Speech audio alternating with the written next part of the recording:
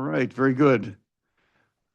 Welcome to the regular board meeting and public hearing of the Indian Wells Valley Water District for Monday, June 9th, 2025. We're going to go ahead and open the open session at 4:30 p.m.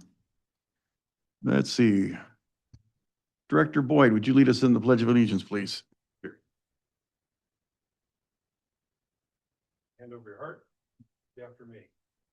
I pledge allegiance to the flag of the United States of America and to the republic for which it stands, one nation, under God, indivisible, with liberty and justice for all. Thank you very much. Roll call, please. President St. Amand, Present. Vice President Griffin, Here. Director Boyd, Here. Director Kaczynski, Here. Director Rotora. Here. Very good. Posting of agenda declaration.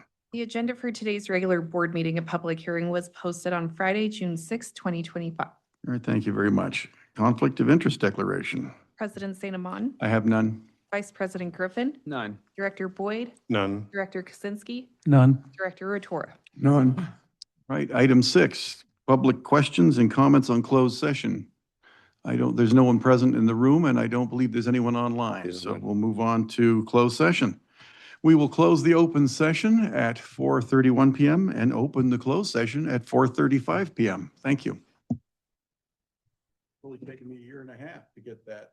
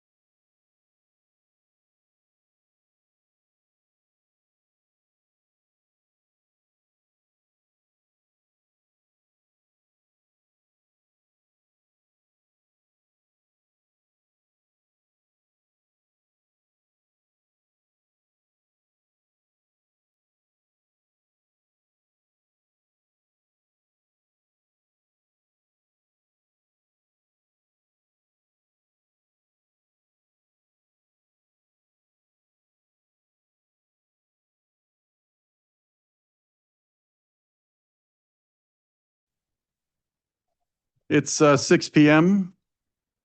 We closed the closed session at 5:55 PM, and we're opening the open session again at 6 PM. Thank you very much.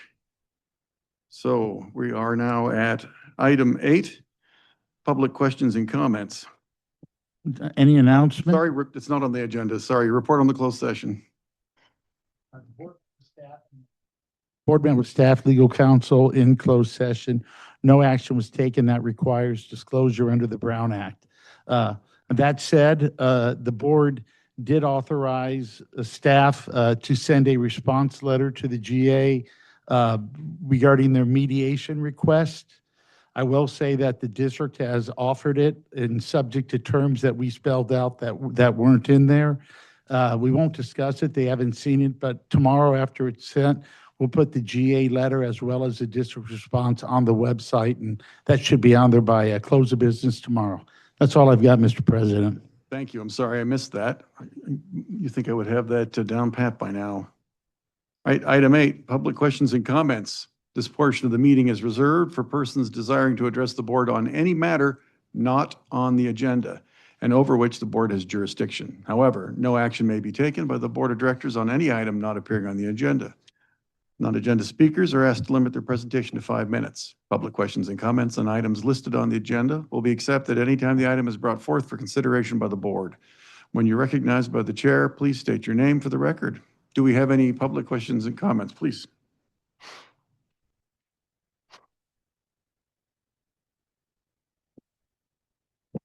Hi, I'm Skip Gorman, here representing myself. I had 2 easy questions to ask, and you sort of answered the first one. And that was, how are you going to respond to the mediation outreach that the GA offered? I guess we'll have to wait for tomorrow to find out.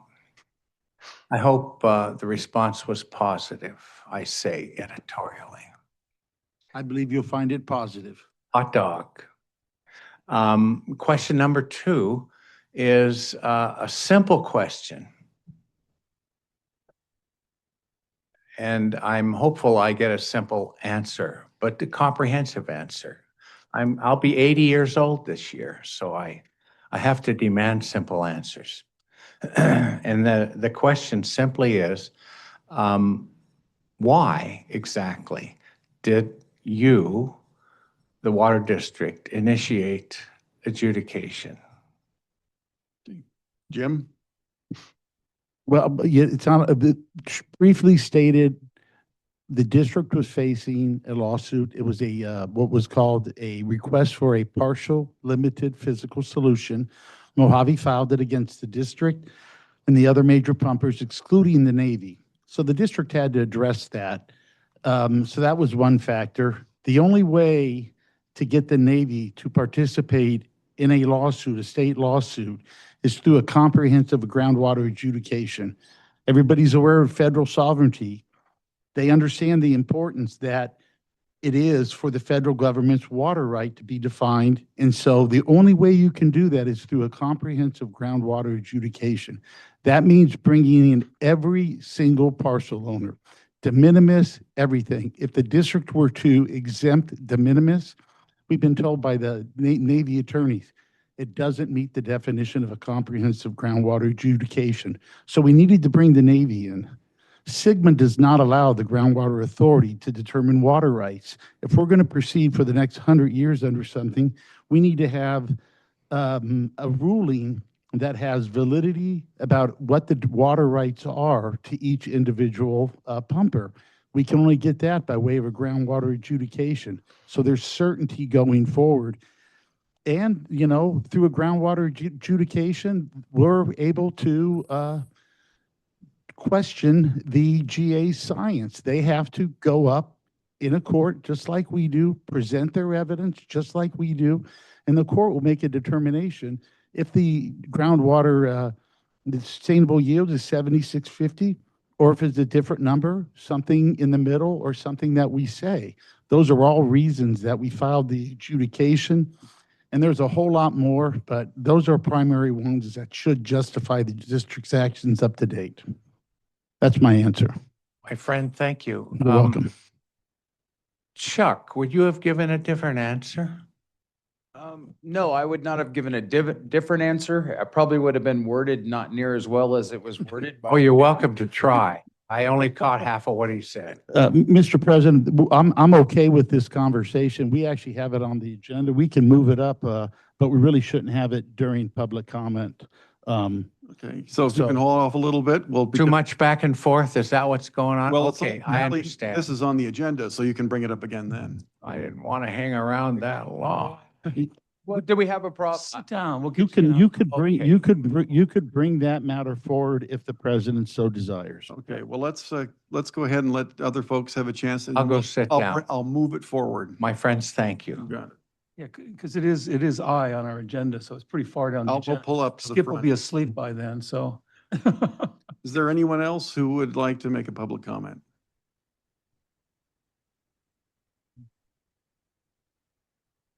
Judy Decker. I'm also, excuse me, representing myself. Jim, you mentioned that one of the reasons you filed a comprehensive adjudication was so that you could bring the Navy in and that you could examine the GA groundwater model. My understanding is that in order for anyone to examine the water district's groundwater model, one has to swear that they are not going to reveal anything that is found there. Is that correct? That is, the district's model, just like the GA's model, were exchanged pursuant to protective order that was required by the Navy. There is what they call sensitive information in both models, and so they're both subject to the exact same protective order. So we have no advantage or disadvantage. We're playing by the same rules in the adjudication. And what bothers me is how does a judge who is not used to hearing adjudication cases going to decide which model is the better of the two scientifically? The way every case is decided, it's up to the trial attorneys to present their evidence in a understandable manner for the judge. These judges are smart. There are a lot of groundwater adjudications that have gone forward, come to final judgment, and working just fine, all done by judges that weren't, water geologists or whatever. So this is nothing new, and I can assure you, Judge Claster is one sharp judge. He knows what he's doing, and I would rather take it to an independent third party than have to rely on the people that prepared it without the opportunity to examine it. I think it's too bad that both models cannot be presented publicly so that the public who is going to have to live with the decision are able to examine it. I agree that is an unfortunate part of this, but that's part of the rules. Jim, am I correct that that protection order doesn't mean that a person with background knowledge and desire to look at that sensitive information can't look at it? It's just a matter of going through some hoops and signing some paper. That's a good point. Thank you, Stan. The models that were exchanged are available to parties that are in the named in the adjudication. It's part of the adjudication. I will tell you right now that you can go ahead and make that request. You have to sign a confidentiality agreement that you won't disclose anything. But unless you have certain tools, then it means nothing. You have to be able to run. When you exchange models, you're not exchanging a box, you're exchanging files. And it's got data in them, and you have to be able to run the data. And as I understand it, it's the experts that have those tools. It certainly isn't me. So Okay, no, we're gonna hold, we're gonna bring 10I up to the front. Okay. So we're not, this is the end of this discussion. No, well, does the board object to bringing item 10 India? That's what I was gonna do, was make a motion to. Do I bring have a this motion? item. Yes, please bring it up, because I would like to answer Mr. Gorman. All those in favor? Aye. Right, go ahead. That was my answer. Okay. So first time I'm totally confused up at the podium here. We'll Go ahead and make a put public for item comment. I. No, you can make a public comment. Public comment, okay. I just have two things. What's worth hearing is worth repeating. Said this before, and outside of the groundwater stuff and Sigma and all that, we've got these mandates that you're well aware of by the state coming up in future years to, telling us we have to draw down to ridiculous levels per capita of water use per day. Now, in order to prove that we're trying to do the best we can so that possibly you could beg for, a little leniency on that and, just in interest of better conservation. I've brought this up numerous times and I still say, ask for if there was anybody on the board who was willing to put forward an agenda item to discuss looking at I think it's called Smart View data or whatever the data that the state has and the software that the district I know has in hand that you can get a bird's eye view of the city and water users and home in on people who have green grass in the front yard. And, we're going to need to become like Las Vegas and Arizona towns and all this and get rid of that grass. It uses a lot of water. And the only way you're going to do it is find a way to first identify where those are, then go talk to property owners and come up with some means to incentivize them or convince them otherwise to get rid of that. And I've brought this up, haven't really got any concrete response. And so tonight I'm asking for, if anybody's willing to give a concrete response, to put that forward and pursue that, because I think it's worth doing, but it'll take a little time and it's not something that staff would have to concentrate on. But if they, put it on at a low level effort, then they could get a little bit done on it as they go along. Just keep it out there and out there active. And before long, what do you know, we're going to have a list here, and then you can figure out what to do with it. So you guys can respond Yes, not I an hour understand later. the request that you would like an item to be considered that a policy or a procedure for identifying people with greenscaping that could be xeriscaped, and you'd like that discussed regularly by the water district. Is that right? As an agenda item to the point of directing the staff to pursue that Okay. in some fashion. That seems like it would be better served on the plant and equipment committee. We can't take action on that, but we can Right. discuss that. We will discuss that. Okay, very good. Thank you. Our second item is something, I'm saying this because this is public forum and numerous other persons that may or may not be here hear these things or watch the recordings. I said this numerous times to the water district, and I'm going to continue to bring it up because I believe it's a viable idea. In fact, something that we need in view of the long-standing machinations of persons on the Groundwater Authority Board. And that is the fact that the Groundwater Authority Board could be done away with by the power of a written initiative passed, signed, petitioned, and then brought to the ballot by the citizens.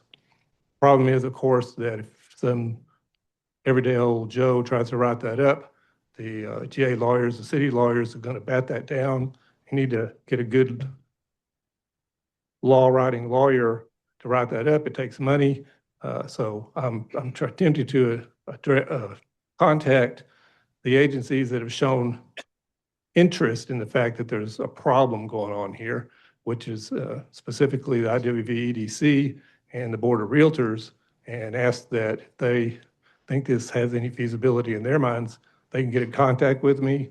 I've left a message to IWV EDC. I'll leave it with the Board of Realtors tomorrow, and maybe we could just not have the GA. We could have the GA here as a joint board of elected persons, instead of non-elected persons. All right. That, for the record, was Mr. Mike Neal of Ridgecrest. Is there anyone online that has a question or a comment that's not on the agenda? I see. I do. Go ahead. This is Renee West Delusk. I live within Ridgecrest city limits. I am a water district customer. I just have a question regarding this mediation invitation. Has it anything to do with the list of existing litigation cases listed on your agenda items 7B, C, and D? Does it have anything to do with that? Yes, No, you may not. it does.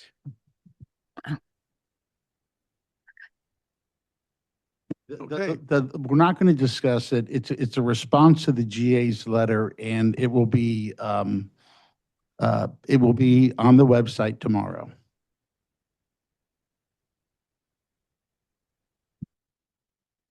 Okay, thank you. So since we've moved 10 India up to the front, I'd like to invite Mr. Gorman back up to the microphone. And I would remind the board that you can have this conversation, but keep it to your thoughts and not what our discussions are in closed session, because we're getting close to that. That's all. My friend, thank you. Chuck, why did you guys initiate adjudication? We initiated adjudication to involve the United States Navy.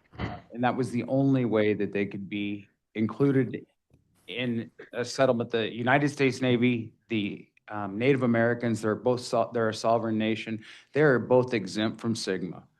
And so the only way to include the Navy to actually establish a water right was to have it established through a comprehensive adjudication and allowing a judge to hear that case. So that was our reason, that was our main reason, I think, for doing it. What we're hearing a lot is that we want to take people's water rights, and that is not the intent of the district, of this board. And so I think I can say that. We are very concerned about the de minimis users. We're not trying to take water from a de minimis user. We do not want to affect their pumping, but we cannot exclude them from the lawsuit. As you've heard at the groundwater meetings, just exclude them from the lawsuit. If we do, it is not a comprehensive adjudication at that point. So that is why it has not happened. And just to follow up real quick, I would invite anybody who thinks the GA has ignored or not addressed de minimis pumpers, I would direct you to the Safe Yield assessment that is on our website. I believe it's Appendix B. It's a very comprehensive study of the de minimis users in this valley, much more comprehensive than was done to prepare the GSP. That's all. Though I sense the de minimis users as a group that doesn't speak for itself very much in this whole issue, feel slightly at a disadvantage and slightly threatened by the adjudication exercise. Indeed, I think I heard that Judy Decker mentioned as much.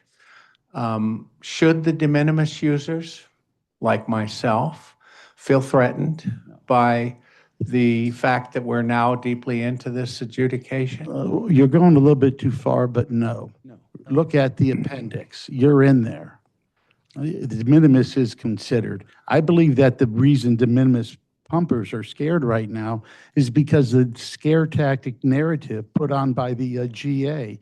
They call us attacking the Navy water right. We're not attacking, we're quantifying it pursuant to the federal rules. That's not an attack. We're doing it exactly the way we're supposed to do it. SGMA requires the GA or anybody that's trying to achieve sustainability to take care of small pumpers, small mutuals.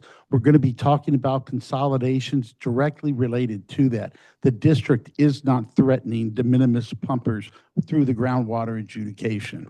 So two follow-up points. The first is upon the initiation of the adjudication, the water district attorneys argued for the fee to sign into the lawsuit to be waived for de minimis users, and several of them did join the lawsuit at that point. Second of all, the Groundwater Authority attempted to convince the judge that they should represent the de minimis users. And the judge received several hundred letters from de minimis users saying under no circumstances should the Groundwater Authority be allowed to represent us. And finally, There are two de minimis users sitting on this board of directors as well. And as one, I do not feel threatened by it. I'm not involved in the lawsuit because that'd be a conflict of interest, but I don't feel threatened by it.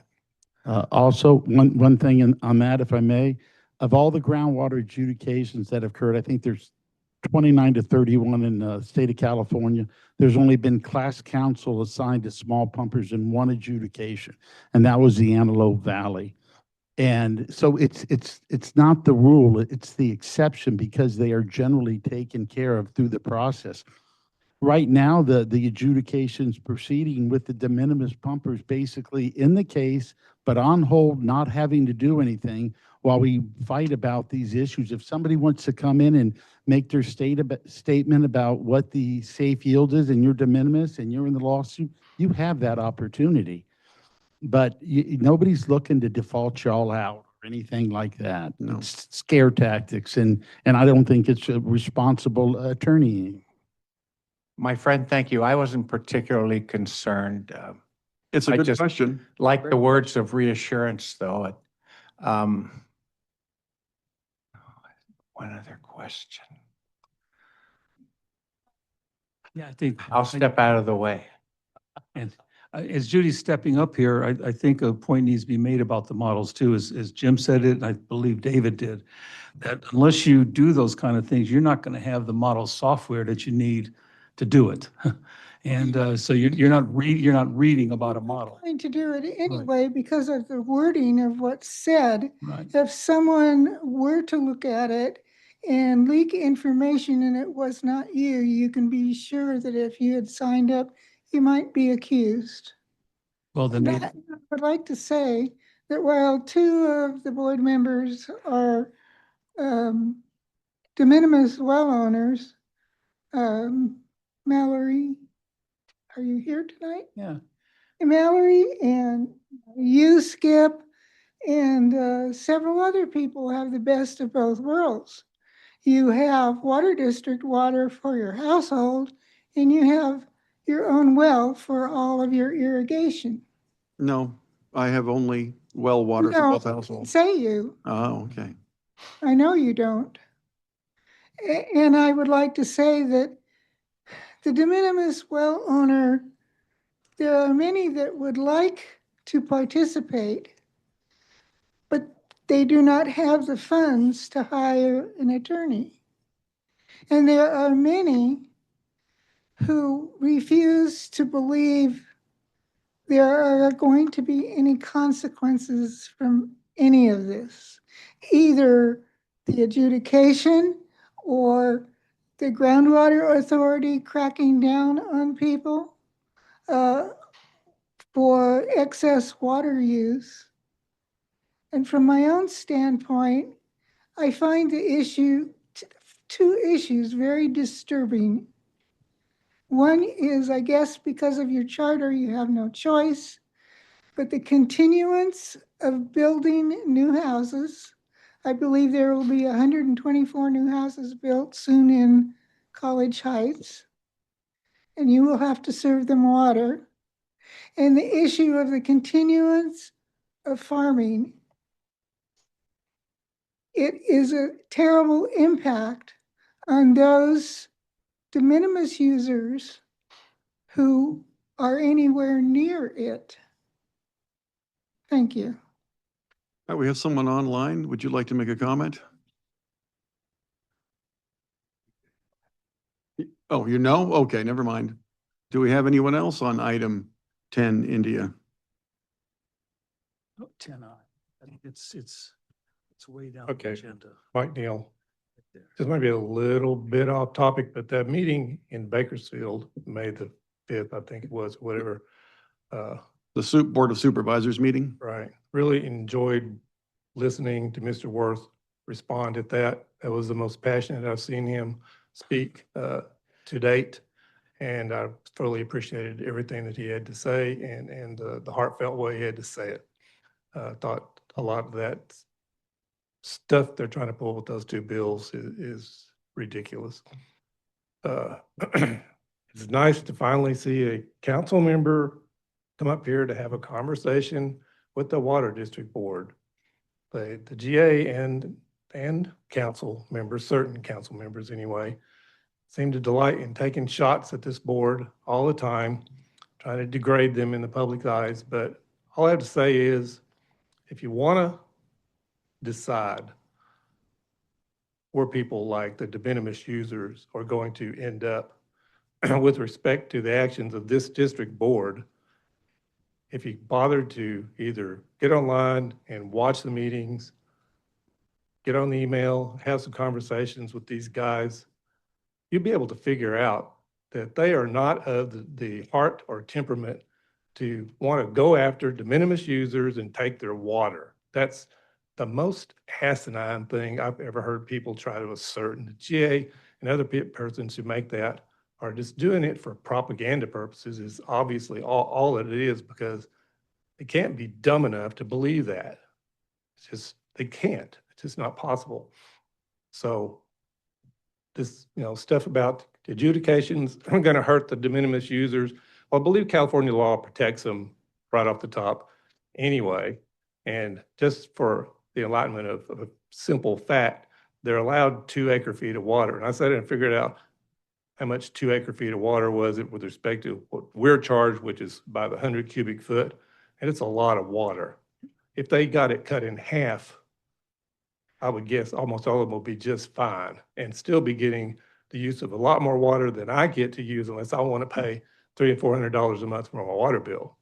So this issue of de minimis users are left out of the suit, can't speak for themselves, can't be defended. They're going to get their throat cut.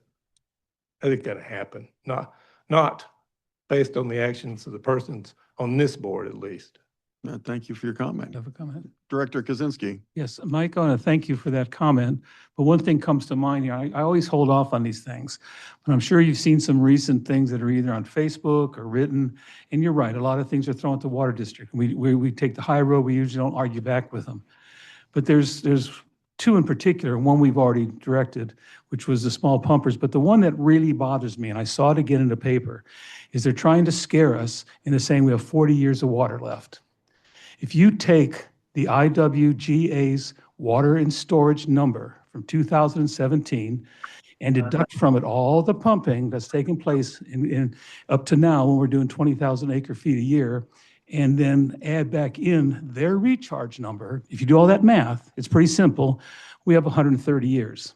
Now, that doesn't mean we don't need to do something. 130 years go pretty fast. But I'm tired of seeing this scare tactic of 40 years, we're going to dry up and all die. I'm sick and tired of it. I had to say something. I don't know if the board agrees with me, but I'm a person of facts. You take their numbers, you put a pencil to them, 130 years. That's if we continue to pump 20,000 acre feet. If commercial farming goes away, it could drop as low as 12. So that extends it more. That's all I have. Yeah, I just want to say I thank you. Okay, any other directors? I'm trying to follow up with Ron's, because that's what's frustrated me a lot, is the scare tactics that we've seen and the public has seen. A lot of wells are coming up, and that's not being reported. It's just being reported that wells are going dry. To my knowledge, and I don't think Judy would have a difference of opinion here, there hasn't been one well that's went dry. And there, by now, according to the GA plan, there were supposed to be a bunch of wells that went dry.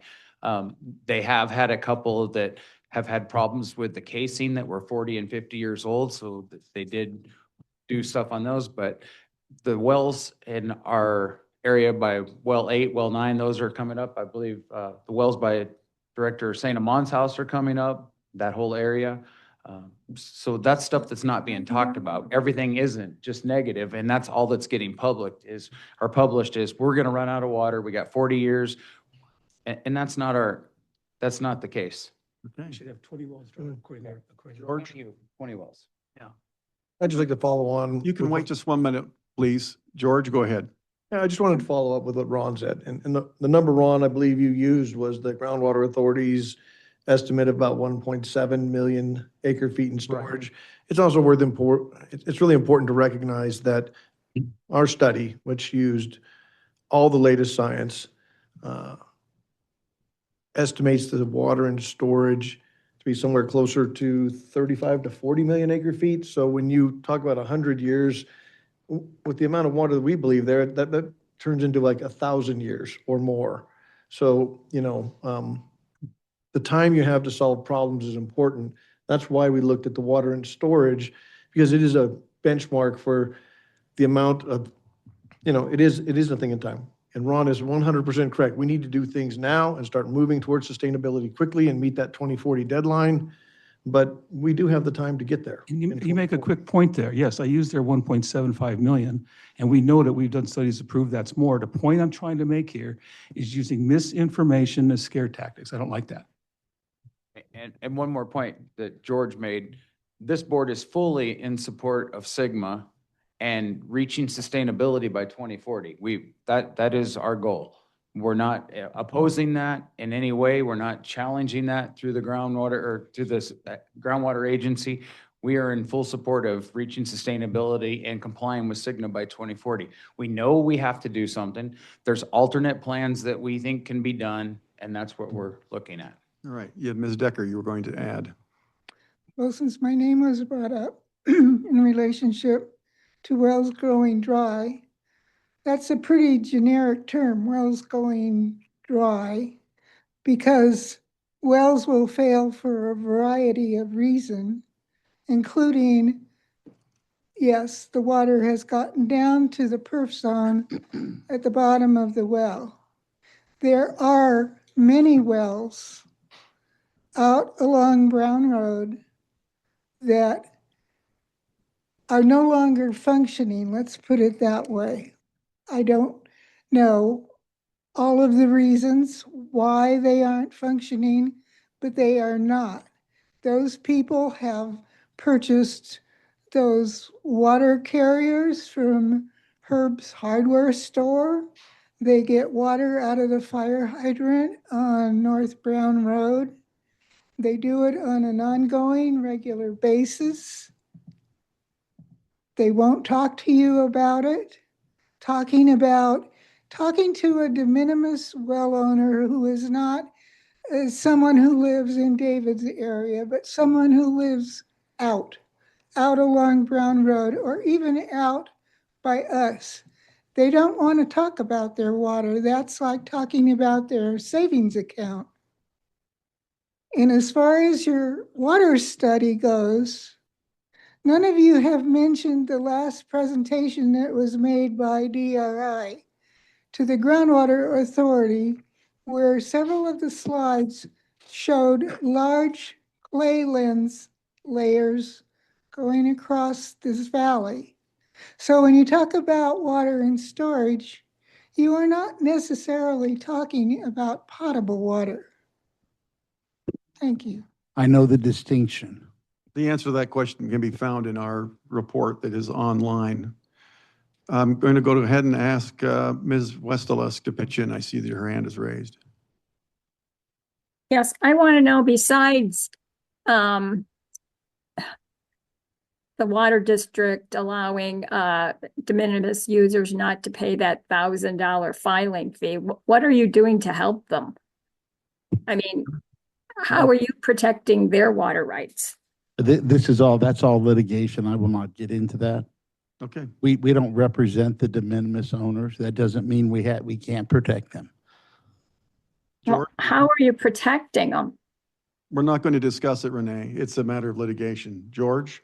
Yeah, I don't mean to speak for the water board, and there's a lot of things that us and the GA disagree on, but there is a program that they put together to help people's wells who went dry, and I don't think anybody on this board objects to the funds that we pay for our pumping fees to be used to help people whose well may go dry legitimately.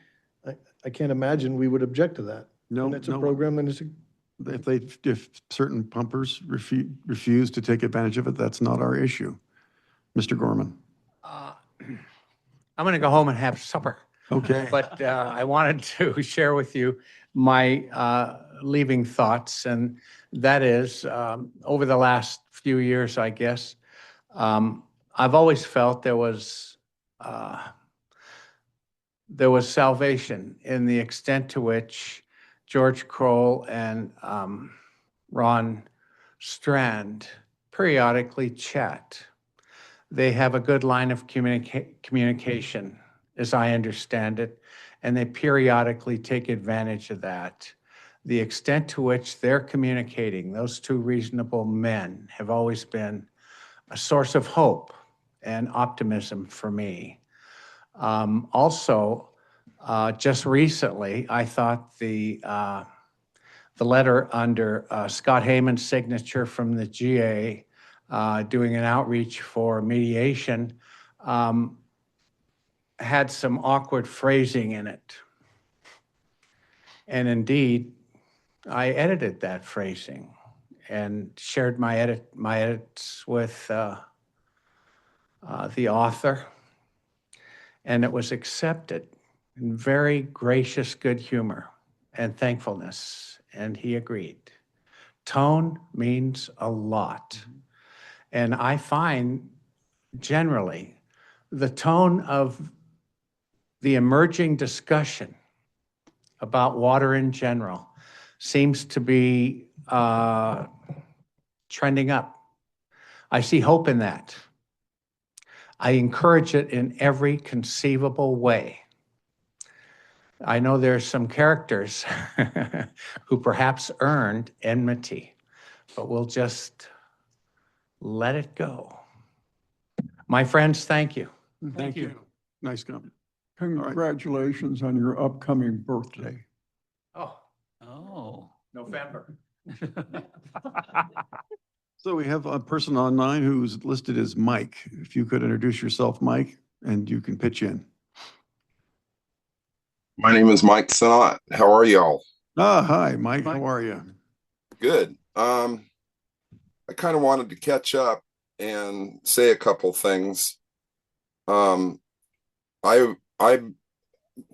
haven't been paying attention, but I did start to notice when the two bills were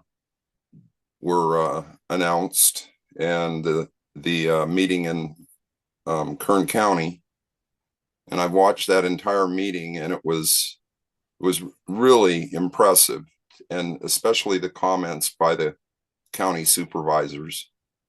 The questions I wanted to ask real quick, and I'm sure you talked about them. I wanted to know how much money has the water district paid now to the GA in the form of the replenishment fee. And I also wanted to know how much water they've actually purchased, table A water, and wanted to also say that I am so impressed with the work you've done and the way you've done it. The adjudication, the technical working group, I've looked at all that. You should all be proud of your work and the water district staff and the people that did that study. It's hard to argue when there's such a delta between what the GA numbers are, and we've always held those in suspicion, but we didn't think they were that big. And so this is really an important question to resolve is the what are we dealing with? And I hope this gets resolved the way it should be. And that means that they need to reevaluate the projects that they've got on the docket, and hopefully get this attorney drain out of the system. My time was spent last night going through the Groundwater Authority packet from the last post on the Groundwater Authority's website, and it was alarming how much money is being spent on consultants and engineers and PR, and that was really disturbing. So I hope you get this resolved, and I don't have any other things to say, but nice job, and I wish you all well.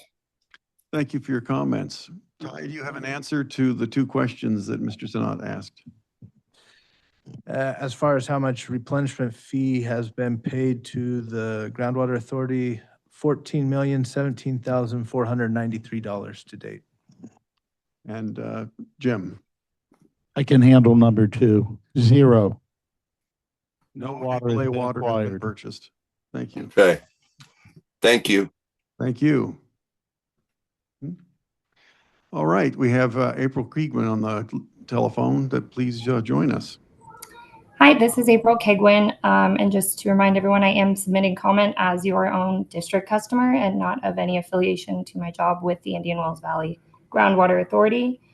I appreciate Mike's comment of bringing up the cost for consultants and legal, as I finally got around to being able to view your draft budget you had, and realize that the end of your fiscal year for 2024, your adjudication costs, or 24 and 25, excuse me, your adjudication costs in total were $1.8 million. And I'd just like to remind the public that that is for one fiscal year, and we are on year 4 or 5 of the adjudication, I believe. And then just further to educate the public, adjudications do not end within a year or two. AVEC and Antelope Valley, they were in an adjudication because they too wanted to bring in the federal government. They were in an adjudication for 19 years. And Mike, to answer your questions about where that money's coming from, and the district's paid X amount of dollars for consultants and legal, that's not true. We go through state grants and federal funding in order to afford the ability to look into imported water. This district is going down the road of adjudication solely off the backs of their customers. You have no funding for this because there is no funding for it. And at $1 million a year on average, we'll say, we're looking at $19 million on the backs of, I think you have 11,000 connections. That's ridiculous to put that kind of pressure on these people to just prove your point and throw a fit. Additionally, I appreciate Judy's comments, because we're looking at wells going dry as if it's that literal that the well went dry. But there are multiple reasons, one of which is the Rademacher consolidation, which goes dry for a different reason, solely based on the water quality, which degrades over time due to cones of depression or other reasons. Wells going dry is not that literal. There are other reasons wells will fail. And the GA is very happily here to provide funding to fix those wells. And most of those wells have gone dry due to cones of depression from your wells or wells in other areas from large ag. And I also appreciate, Ron, your comments that, you're not on Facebook fighting the good fight or commenting and using threat tactics, because you haven't done it, but people very much closely affiliated with this board, i.e. your wives or what other family relation, is on there fighting the fight for you. I believe that ends my comments. I look forward to any questions the public has. The GA is happy to answer them in regard to the adjudication and how this may impact you as a small well owner. And to say you're not hurting those people, something as small to you as a $1,000 legal cost is not a big deal, but it's a big deal to them. We are disadvantaged communities, and I think it's important you remember that when you're putting this kind of weight and pressure on the backs of those individuals. Which is exactly why the district had the court waive the $1,000 fee, to make it easy for those de minimis pumpers to join the adjudication. So don't forget that point either, April. Duly noted, Jim. Thanks. To further educate the public, a successful completion of the pipeline would double or triple our ratepayers' fees in perpetuity. In addition to which, the Groundwater Authority is investigating tacking on additional property taxes across the valley, so that those people who are living out would have to pay significantly larger amounts of money in their taxes to cover this proposed pipeline. So addressing something said earlier, the number of houses in Ridgecrest is not within the purview of the water district. That said, the population and the number of houses has been growing over the course of the last 20 years. And the district used to sell 9,400 acre feet of water. It's now selling something more like 5,500 acre feet. So the town is growing in size, and yet the water demand in the town has gone down. So with that, I'm going to go ahead and close public discussion. I'm going to let Jim give his report, and then we'll move on to the next item. That was my report. Okay. Then we will move on. So we have just covered 8 and 10 India. Let's go to item 9, Assembly Bill 2561. wants to tackle that. Well, it's Lauren's, but I'll give a quick intro if you want, Lauren.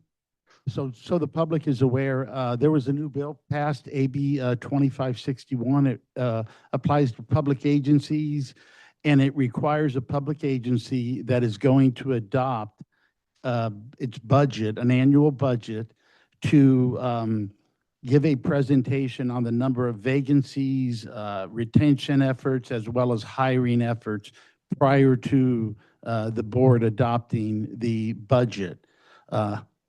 Lauren's going to do that tonight. It also provides the bargaining unit of the public agency the opportunity to give a presentation to the board. I understand that the employees have decided not to do that, and you might understand why after Lauren's presentation. So that's all I have, Mr. President. Thank you, Lauren. So we currently have one vacancy that we were just made aware of this morning. We currently open any vacancies internally to our current employees. And then if anybody does respond that they are interested, we do hold internal interviews with a panel of interviewers. If that position is then not filled, then we'll go out for it. Depending if it's going to be a temporary position, we'll go through SAS, or we'll notice it in the newspaper, excuse me. But like I said, we currently only have one vacancy that we were made aware of this morning. Okay. Any comments or questions from the directors? Any comments or questions from public? All right, Jim? You can close the public meeting and move on. All right, let's do that. We'll move on to item 10, Alpha, consent calendar. Thank you, Lauren. I move approval of the consent calendar, which includes of the minutes of May 12th, regular board meeting, May 28th, special board meeting, and approval of accounts payable disbursements. Second. Is there any public comment? Is there any comment or discussion from the board? Call for the vote.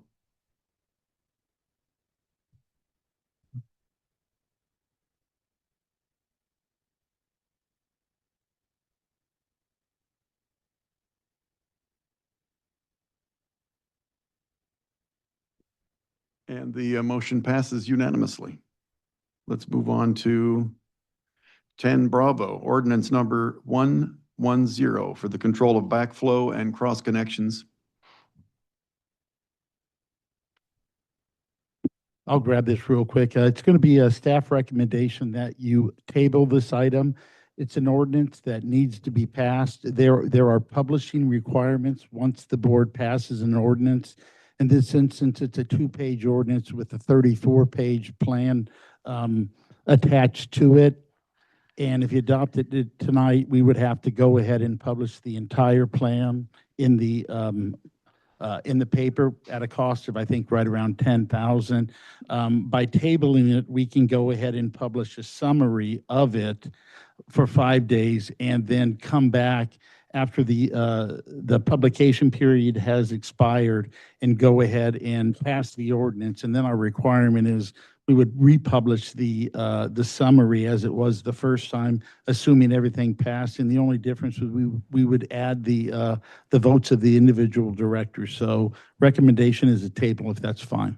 Do I have any objections from the board? What table? All right, then we'll table that. Thank you.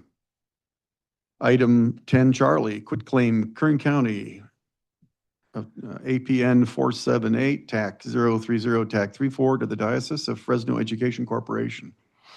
Do you want me to handle this, Jim, or at least give an intro? There is a picture in the next slide, map, I should say.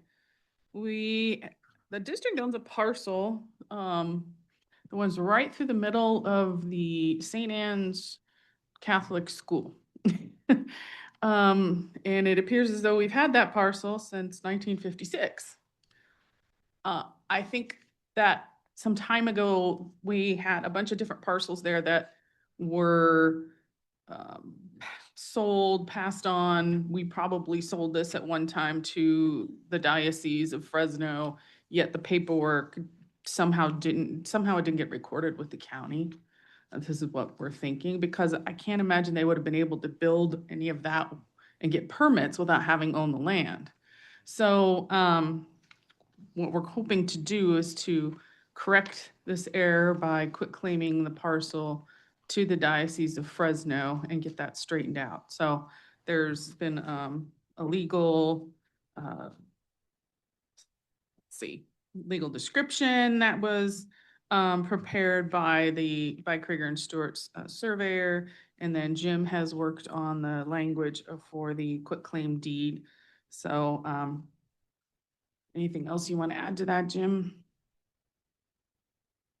No, it seems pretty clear cut. This was part of an area over there that we spent some time trying to decipher where the parcels were. I don't know what happened, but it did get messed up. And so if this is in fact the way it is, then we certainly don't need it, and it's better to get it out of the district's name. So we're just looking for authorization to quitclaim that property to the church.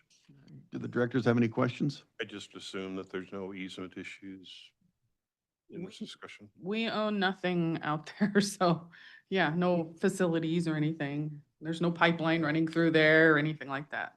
Can I have a motion to quitclaim? Have we been paying taxes on it? We don't We pay- shouldn't. A public agency is exempt from taxes if it's within your boundaries like this is. And do we have any idea what time frame this happened? Just out of curiosity. I want to go 70s. I think when we were looking at it, went back quite some time to some, Yeah, we've owned the parcel since it says it's recorded here since 1956. So I think the district had facilities at one point on that corner over here at Norman Ridgecrest Boulevard. And there might have been a pipeline at one time that went through there, and there was like a well and a tank, I'm told, ages ago that was there.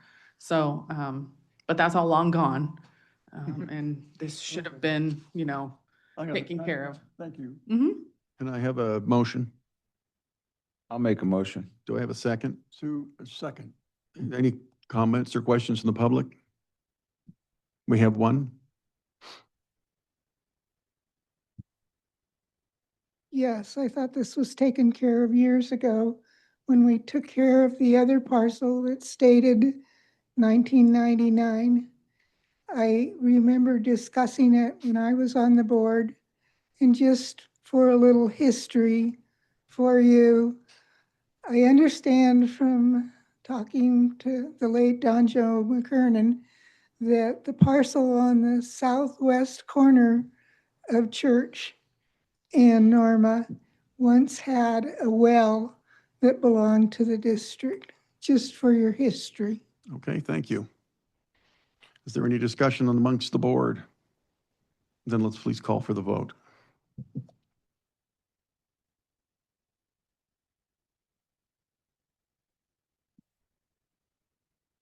And the motion passes unanimously. If you would, you have to file the paperwork for this, is that right? Yes, Would you mind reporting to the board at the next board meeting after the paper is filed? that it's been done. Okay. All right, thank you. Item 10 Delta, Joint Powers Agreement Representatives. Board discussion and consideration of primary and alternate representatives for the Joint Powers Agreement related to the Ingalls Valley Groundwater Authority for a 2-year term, remainder of 25-26. Who wants to take this on? I requested it. I thought it was time that, we feel here at the district, we always have that the director should all get involved with that. Because I think any one director staying there all the time, it could be monotonous, as well as maybe not representing the board as they want to be represented. Not that you haven't, Chuck, but it's also wears on them. So I asked for this to be put on here. And my recommendation is that Mr. David St. Armand fill that primary representative effective at the first meeting in July. And Chuck, since they canceled their meeting for June, you're done. But I'd like to nominate David for the primary representative. Any discussions on that? And as far as secondary goes, that's up to you guys. And you're all right with this then, Vice President? Good with that. Just as a reminder, Mallory serves as the alternate right now. No, I do. Are you willing to be the alternate? This is the alternate right now. Does it? Is Mallory the It alternate? says Mallory in the minutes. The current alternate. Well, let's, No, Mallory, let's it's good. settle that. Who wants to be the alternate? Everyone's a volunteer. We could do rock, paper, scissors if you want. All right. Okay, I just yeah, want to no. have the discussion I- first. I'll second the motion for Mr. Stainamon. All right. Is there any public comment or questions? Any question or discussion amongst the board? None. All right, then let's go ahead and call for a vote on the primary, being David Saint Amand. The motion passes unanimously. Congratulations.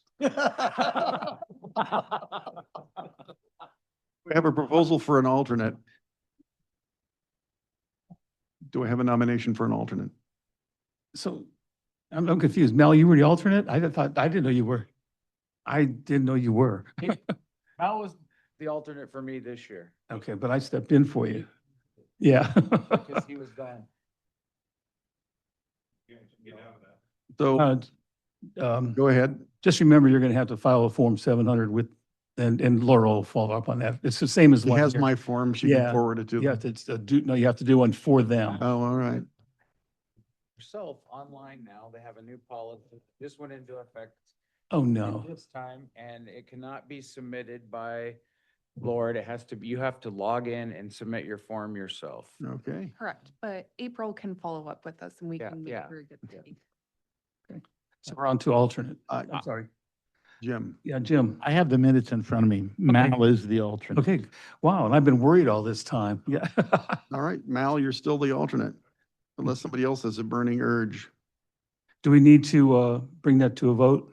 He's serving out the rest of the term, just as I'd be Alright. serving out the rest of Mr. That's correct. I Griffith's agree. term.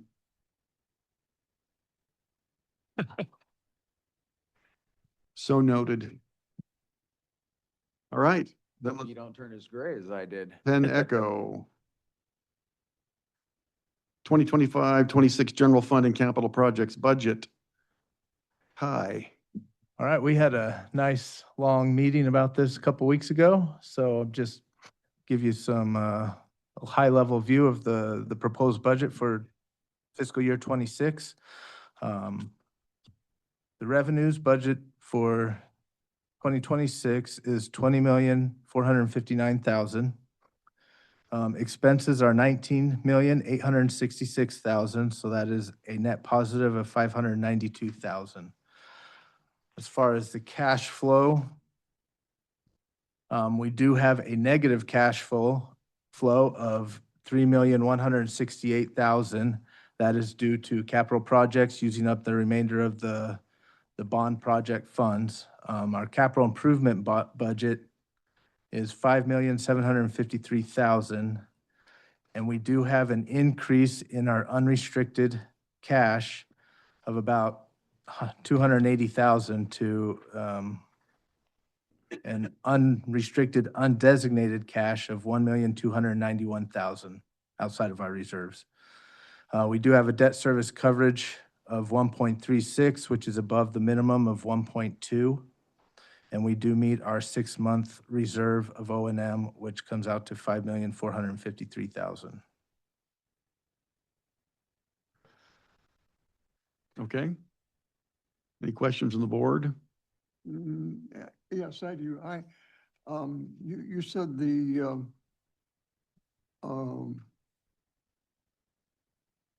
last parameter, the debt coverage, Yes, what was that? 1.36. Oh, okay. I thought I heard you say 1.22 and I go, wait a minute, I don't remember that. May I ask, have there been any changes to the FY 26 budget since we discussed it at the last meeting? I went over real quick and I didn't see any, but The only changes I made were to the out years of the capital improvement because we had front-loaded 2027. So I no, I spread didn't those. notice that. but Yeah, I- so other than that, no other Okay. changes. So we're still good to go with what we more or less agreed to on our special meeting. Correct. Okay. Nothing's changed. That's all I need. Thank you. Mhm. All right, and you would like from the board tonight? To adopt the budget. All right. Do I have any Motion. Yeah, I'm going to make the motion to adopt the 2025, 2026 general fund and capital projects budget. Do I have a second? I'll second that. Well, any discussion or questions amongst the public? We have one.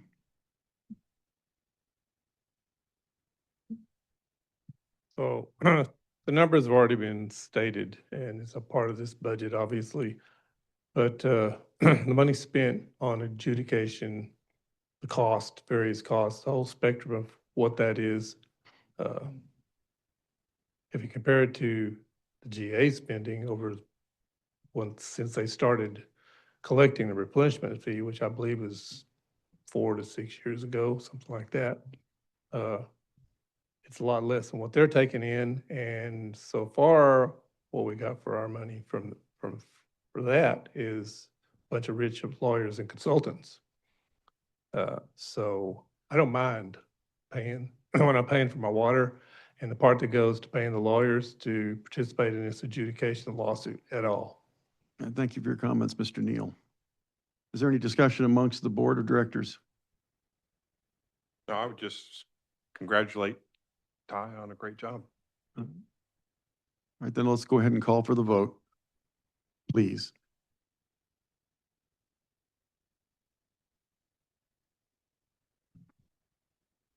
Motion passes unanimously. Thank you.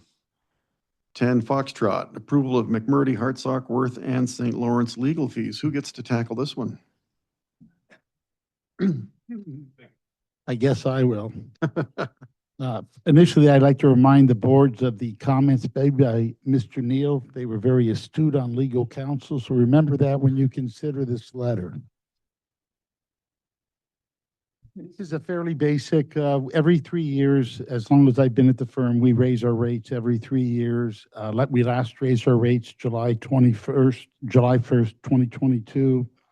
This is the 3-year mark. I did let Ty and George know that this was coming when the budget was being prepared. So there you go. I will tell you that when we do this, we do check around with comparable attorneys. Right now, we're at the bottom. This will put us in the middle. It will not put us at the top. So we believe this is a fair representation of what similar attorneys are making in this area. That's all I've got, but of course, I'll answer any questions that are posed. All right. Do we have a motion to accept the increase?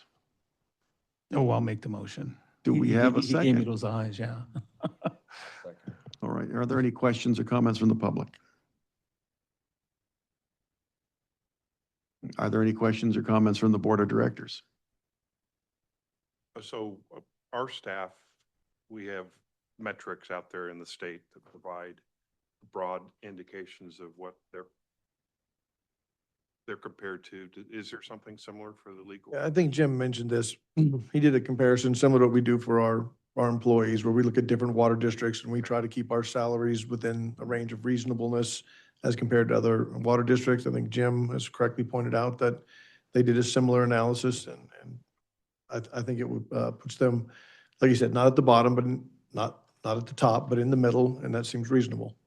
And Mal, just to elaborate, thank you, George. There's about probably 4 firms that do water in Bakersfield, and they range anywhere, if this is approved, from 325, and they're going to go up pretty soon to 375 and higher. So 352 is right in the middle, and we won't hitch again for another 3 years.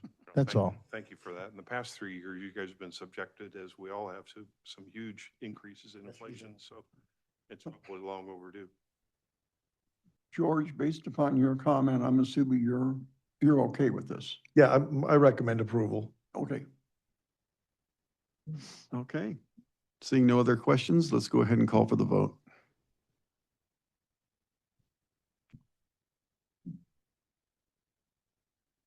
The motion passes unanimously. Thank you. Really agreeable. I thank the board, appreciate that.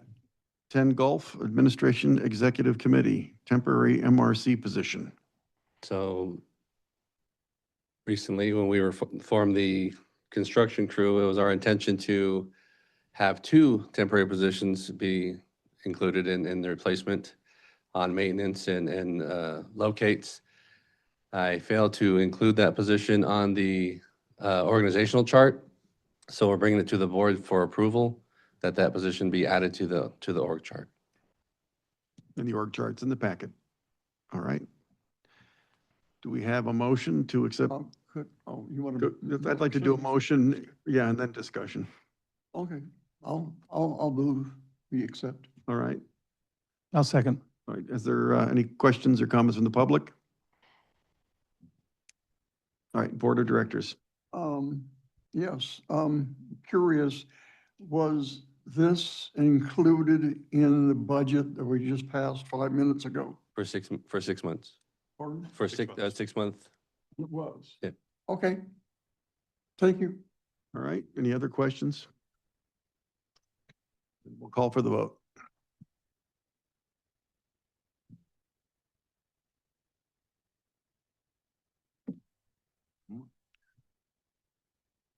Go through? Yeah. All right, the motion passes unanimously. Item 10, Hotel, Indian Wells Valley Groundwater Authority. Vice President Griffin. Well, I think I've given a report on last month's meeting, but it was an interesting meeting. As you'll notice, we did receive a letter during closed session. It was reported out that I had requested that I think it was time that we mediate. So that happened. The rest of the meeting was pretty unproductive. So it's just, I'm excited to be off. So wish you luck. And the meeting for this week was canceled. So there is no June meeting. I don't know why. It just said the meeting was canceled, so I'm assuming lack of quorum. Okay. That was a lack of enough members. Yeah. No quorum is what the email I got. Oh, did you get that? I have not checked my email since That would do it. I worked and came straight here. So that's what I assumed it Lack of was. a quorum. Maybe they knew you wouldn't be there. No, I would have been there. Oh, okay. Okay. Is there anyone else who would like to provide a report on the meeting from 2 months ago? No? Do we have any questions from the public? Are there any additional questions or comments from the board? Then let's move on to 10, Juliet, General Manager and Staff Update. Yeah, so first we're going to do this slide, and it seems like with the discussion we had earlier, this is an appropriate slide to go over. It's a refresher on the pipeline cost. So you see before you have some basic calculations. Most of these are numbers from the Groundwater Authority themselves, and then some of them we had to generate ourselves because we couldn't find a source. But in general, about $20 million to design the pipeline, $245 million to actually construct it, another $49 million for purchase of water rights, assuming 3,000 acre feet of water with all the intricacies of getting that done. That's about $49 million. Then there's a whole lot of other stuff. You have to pay the interest on the stuff that's not paid for with grants and other things, and a whole bunch of miscellaneous things that get rolled into that.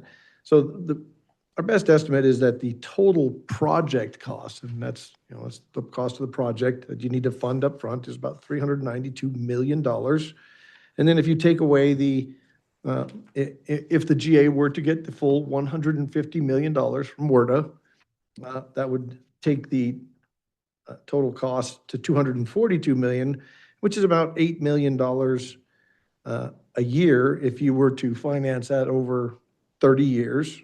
And then every year, we estimate it would cost about $10 million just to run and operate the pipeline for a total annual cost of about $18 million.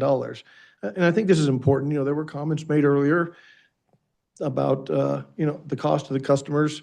And as our president has noted, this annual cost of $18 million a year would only increase with time and is a permanent cost on the valley year in and year out, pretty much in perpetuity. So it's always good to review that.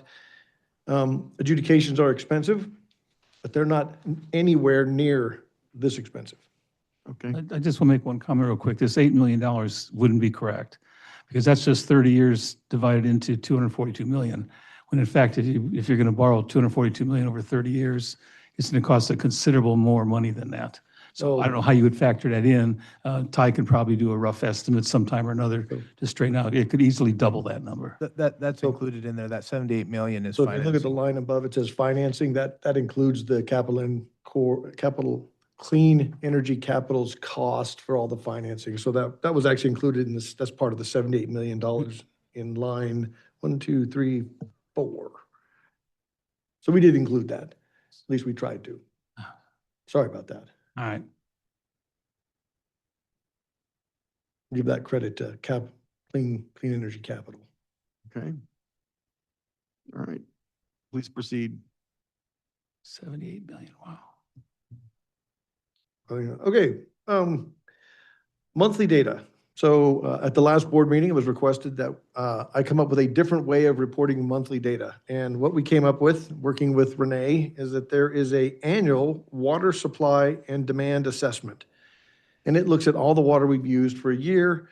It is generated on a American Water Works Association spreadsheet, and it is a requirement to submit it to the state.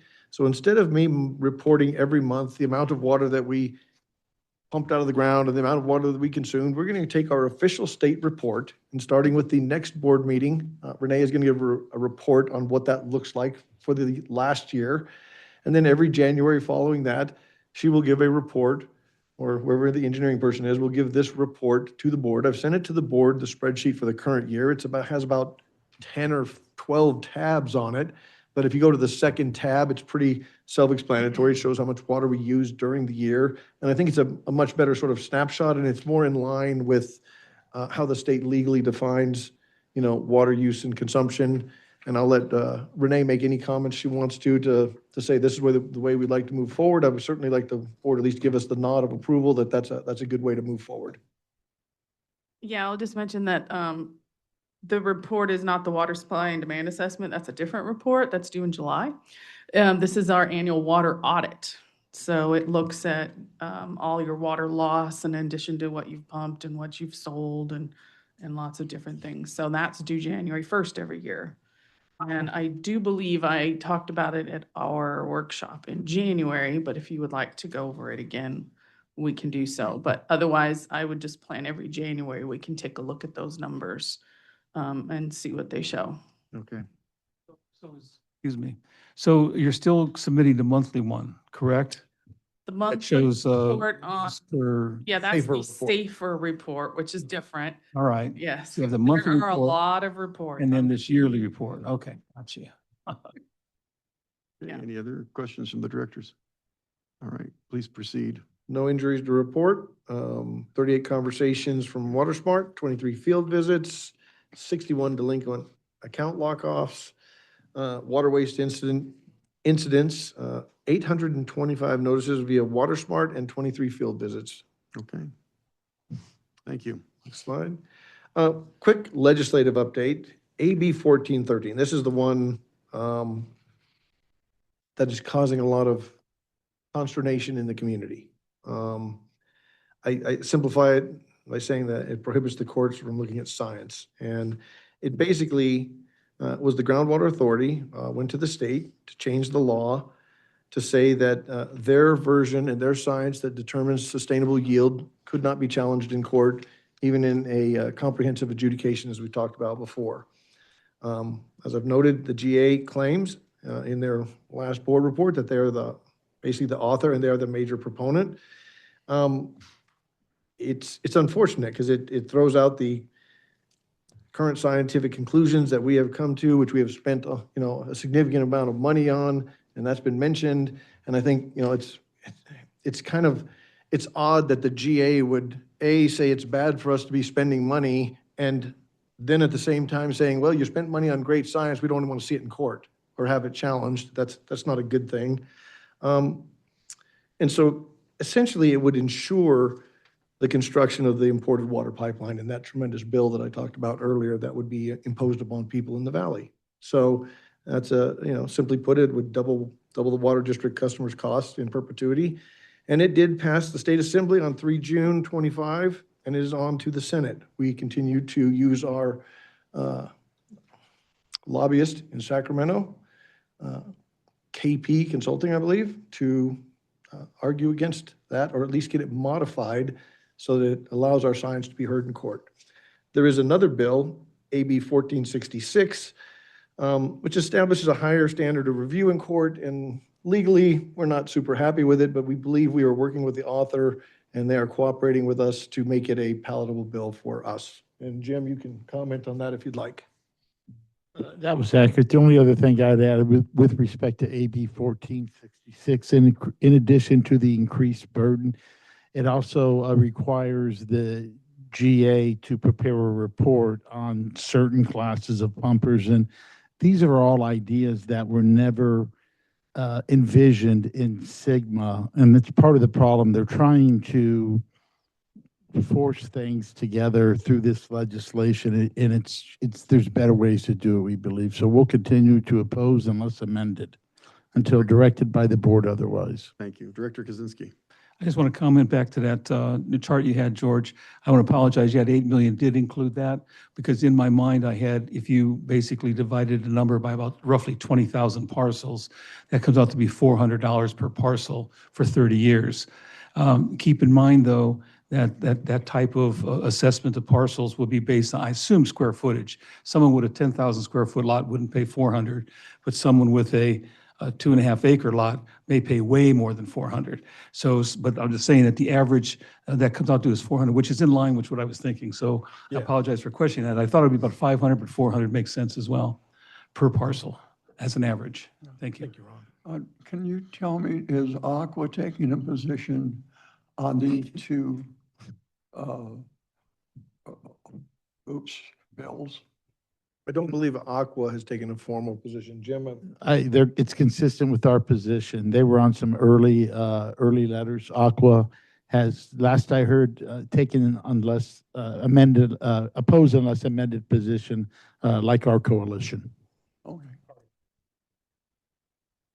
Oh, and what do we expect the state Senate to take action?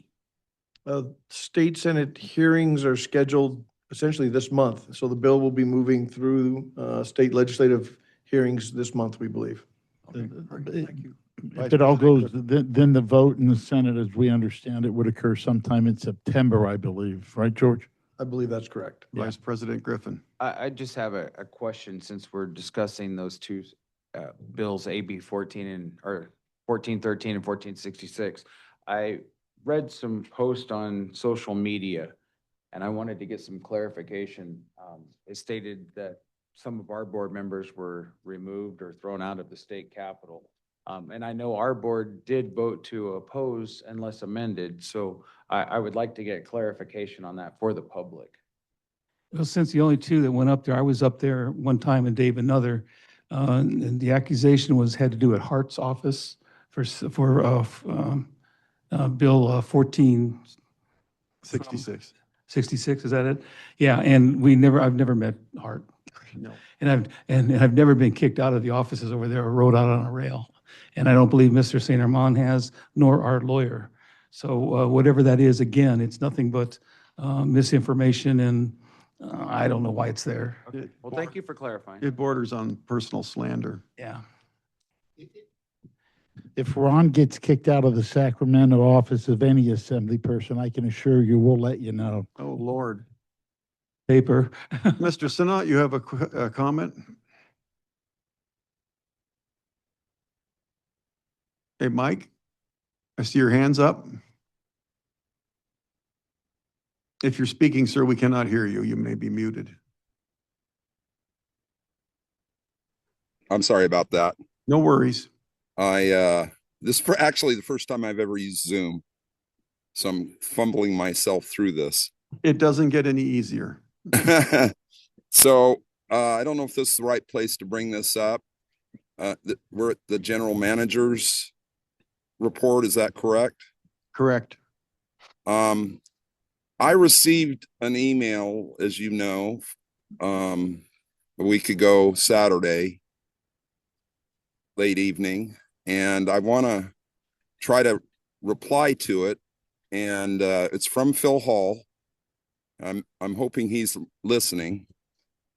Is that okay if I bring these questions to you? Sure. That he had? Remember the public, feel free. Okay, well, I appreciate that. The first one he posed, and he did bring up the issue that you just discussed about Ron not making friends. And so we don't need to talk about that. But he asked the question of the story of the shrinking safe yield numbers that you have. What information did the water district pose on safe yield when it voted to spend upwards of $10 million on litigation against everyone in the basin? So I'll pause, and maybe I think you've kind of answered that question already, but is there any clarification on that question? Jim will tackle that answer. There's no other clarification, Mr. Sanat. You're getting, I think I've let him go as far as I'm comfortable in open Okay. talking about that. So I apologize. I tried to let That's him okay. vibrant. Can I go to the next question? It was, how much has the water district paid to Tim Parker and its attorney, the men that convinced them this was a good idea? Tim Parker, I don't know. I don't know the exact amount. The district has spent millions of dollars prosecuting the adjudication in terms of payment of legal and technical consultants. What Okay. that number is, I'm not aware. Okay. What happens to the water rights of those that do not participate in a groundwater adjudication? You've already answered that, I think. I think we have, and you're getting specific questions that will evolve over time through the adjudication. It's hard to say what's going to happen in 3 years or 2 years when we get to it. All I can say is that de minimis is being considered, and they're required to be considered under SGMA, and the district will continue to comply with SGMA. Okay. He also asked, why did the water district board members openly attack shallow well owners in the months before filing this litigation? I would ask him for specific references so I could comment on those, but my experience is that there's a lot of broad statements that are made about director statements, but there's never a name, a date, or a meeting tied to that. So if they get specific, we'll address it. Okay. How does the water district plan to divide up the safe yield they claim exists? We can't. Part of the litigation process, Mike, you're going too far. Okay. That's fine. I just, Judge Mike, not by the water district. I can stop. He's got one more question. Keep going. How much does the water district believe the recycled water will cost? We're presently looking at that, but I'll say it's less. We believe it is significantly less than the cost of imported water. I believe that's an accurate statement I can make. Yeah. Okay. I think I'll stop there. President runs the meeting, not I. Get us in trouble. I'm not gonna get us in trouble, but If you do get us in trouble, you're back as primary. okay. I'm not trying to get you in trouble. I just want to. No, I'm teasing Chuck. Well, Okay. All right. about that bothered me this week on recycled water. The district, we are pursuing, looking at what it will cost and what avenues. We are not saying that is the only avenue we need to take is recycled water. So that article was printed and it was put into black and white that wastewater recycling alone would not fix our problem. And that's what the water district was pursuing, and that was why. A lot of words to Yeah. say that, though. It was like. It did. So I wanted to get that out there, that that's not the only option we are looking at. So. Okay, and then I have one final question. Have you been contacted by anybody at the LA Times regarding a story? I have not. I have not. Okay. I have not. I think that's enough, and I really appreciate it. And again, I am so impressed with everybody and what you've accomplished up to this point after 10 years of this very divisive issue. And good luck. All right, thank George. Go Yeah. ahead. So this is just public knowledge. The GA did a Title 16 study on recycled water. Their engineers came up with 3 different options. One was $900, $800 or $900 an acre foot. One was around 2,500, and there was one, I think, in the middle, but it didn't exceed 3,000. I will, for comparative purposes, our current estimate is about 7,500 to 10 or $12,000 an acre foot for water from the recycled water pipeline. So you can look at the imported water pipeline. So you can look at the GA's own engineering study, which is on their website, and look at the costs that they have. I know Jason, our ops manager, has been looking at other water districts, and we've seen numbers well below $2,000 for a number of recycled water projects. So that's what we know. We don't know the exact cost of this one, but we are certainly looking into comparative things and what the GA did do in their study. Director Boyd, you're next, Dan. So I had my finger up before, but so this is a little bit off schedule here. AB 1413, it's passed the state assembly, it's going up to the Senate. If approved as standing without modifications today, when would this take effect? January 1, 2026. Thank you. So it's interesting to note with that piece of legislation, the number of organizations that are standing up to oppose or oppose unless amended is increasing, while only, so far as we know, 2 organizations support it, possibly a third of that being the Groundwater Authority and ostensibly the city of Ridgecrest. I don't believe that if this legislation passes that it will just go into law and be enacted. I believe it's going to be challenged in court by rather well-funded and large organizations. So it's by no means guaranteed to pass, and it's no means guaranteed to go into effect. Even if it did pass, there's time. It's going to be challenged in court. I can almost guarantee it. And that is because the GA wrote this to protect their numbers from scientific review, and they're going to affect the entire SGMA process for the entire state of California just to protect those numbers. And that's all I have to say about that. Let's try to keep it to the GM report. Okay, I think we are, We have 2 online. okay, questions? Mike, are you back? I was, but I'm gonna step back since you want to move on. That's no problem. All right, thank you. I was gonna make a comment about the wastewater plant that I thought was important to remind everybody. Well, go ahead and make it. You're already on. Okay.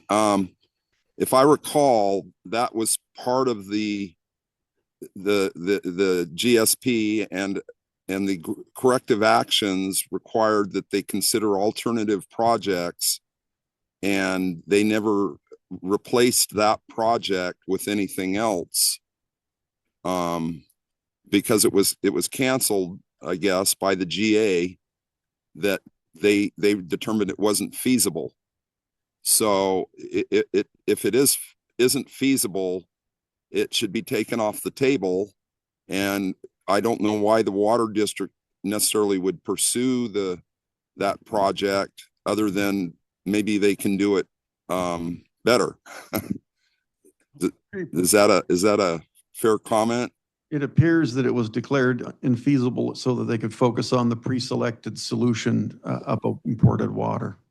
Okay, so they're just going to not recycle the water and import more water or whatever. Well, but that's not that simple an answer. Their answer tends to change over time. And Okay. we don't have recycled water, so our discussions should be short at this point. All right. Okay. Go to Renee. Thank you, Mike. Renee Westerlust. Thank you. Yes, this is Renee Westerlusk. Can you hear me? Yes. Okay, I think I read under the water infrastructure report that's in the agenda packet that the district's looking at Orange County's water recycling program in San Diego, and I forgot the third one, but those are all larger populations. Aren't there any other smaller population areas that have done recycled water so that you get a more accurate comparison of the cost, because the amount of water that's going to be available for recycling is minuscule compared to what San Diego and Orange County and the other entity that was being looked at. So the staff is doing a thorough investigation and they'll present their results when they're finished. But And are they going to look for any? they will look at, communities? they will look at the cost of scale, benefits from having a larger project as well as the smaller projects. The technology is the technology. So But thank you for your comment. The cost is going to be kind of astronomical for a smaller population to afford a We don't know water that. recycling That's- plant that's- versus like Orange County or San Diego. That is economy of scales to what you're referring. We do not know that that is a true statement. They'll have that information for us when they're done with their study. Renee, I can point you to the GSP where the Groundwater Authority has not taken their number 2 project, which was recycled water. If you look in the GSP, the imported water project was their number 1 project. They have a cost for that. In the GSP, the second project is recycled water. If I remember, it was almost an order of magnitude less, maybe not quite. I think it was something like 250 million to 45 or 50 million. So you can look at the Groundwater Authority's own estimates of that, and you will find that it is significantly less costly than the imported water project by the GA's own GSP. But it wasn't that much of a difference. We And need- you were only going to get a small amount of water So- from the recycled water. Mr. compared President, we've to gone if you did the too far. imported. Thank you, Ms. Westalesk. We're going to close discussion on this topic. You've already gotten our answer. They'll have the study and that will include considerations of economy of scale. Thank you. All right. George, why don't you wrap up your Sure. item 1 Okay. report, please? So let's go to the next slide. Finance Committee, we already did the 26 fiscal year update. I have to confess, I went on a trip down to see one day of the court proceedings, and on the way back inadvertently by following Google, I got a traffic citation for going into what was that, Ty? A fast track. I think I got a $120 fine. I didn't come up until I was like looking at the Finance Committee, so you guys can certainly welcome the board to ask me to repay that to the district, and I apologize. I thought it was kind of humorous. It was like $122, so we all make mistakes. I will refer that question to our legal counsel. Yeah. So, My only comment is that I was there that day and I made it back without getting a ticket. yeah. Well, at least I got a laugh out of it. That was the whole point. So we've covered plant and equipment elsewhere. We've covered pretty much everything from admin exec, although there was a historical injury review that was satisfactory to the committee. All right, thank you. Oh, we did have a new public records request. We responded to it today. It had to do with some addresses out in Trona that we have nothing to do with, and we let that person know. Okay. Next slide. If there's questions. I got the Rotary I'll be at on June 18th at 11:30. We had a booth at the farmer's market again. We continue to try to be positive and productive on social media, looking for community feedback, emphasizing conservation. I think we've talked about the GA article on recycled water as being a significant one. The DI article on AB 1413 and 1416.6 was also significant in the way it portrayed sort of the nature of the political sort of landscape. And I think that's it. We can move on unless we have questions. All right, let's go on to item 2, J2. Committee meeting updates. Yeah. Did you? You slipped that through? And you did. Public, look at that. Okay, item J4. Indian Current Community Services District. Who wants to tackle that?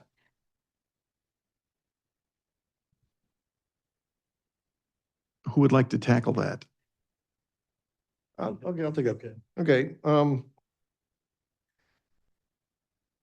After last summer, when Indian Current CSD had significant problems in the water district, I would say heroically stepped in and hauled water and worked with other community sort of groups, Berchtold, I think, was out there, to help prevent them from running out of water. During the same timeframe, members of the Inyo Kern community had asked that the Kern County grand jury do an investigation into the CSD. The water district had nothing to do with that at all.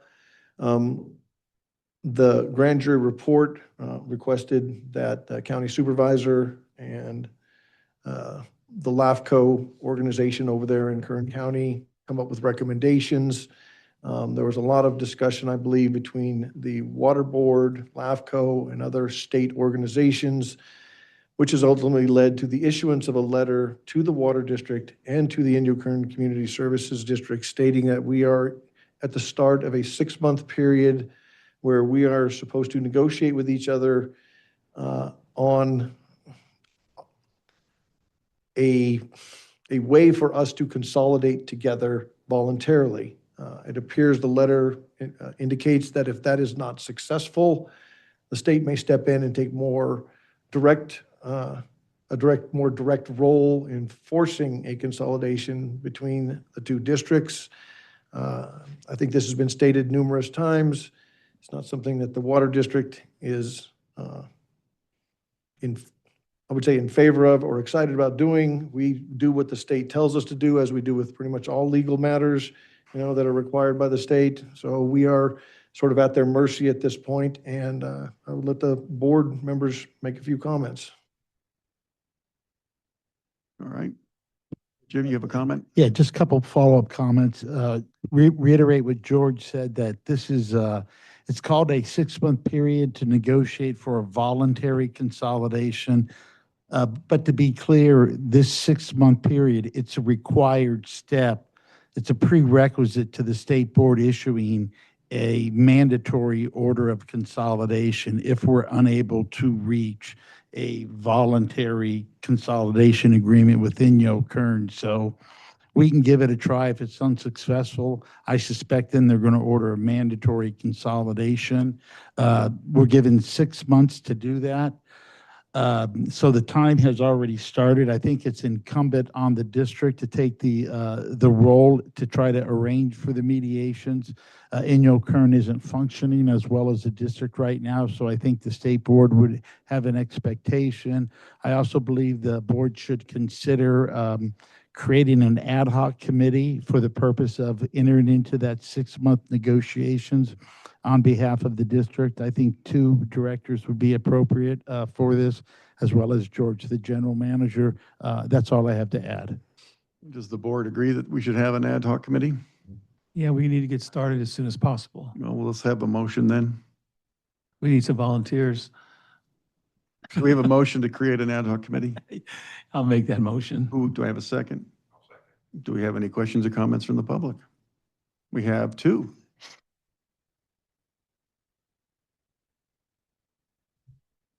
Judy Decker, excuse me. When did the 6-month period start? Letter is dated June 6, 2025. And December 12th is the termination of the 6-month period in the letter, Judy.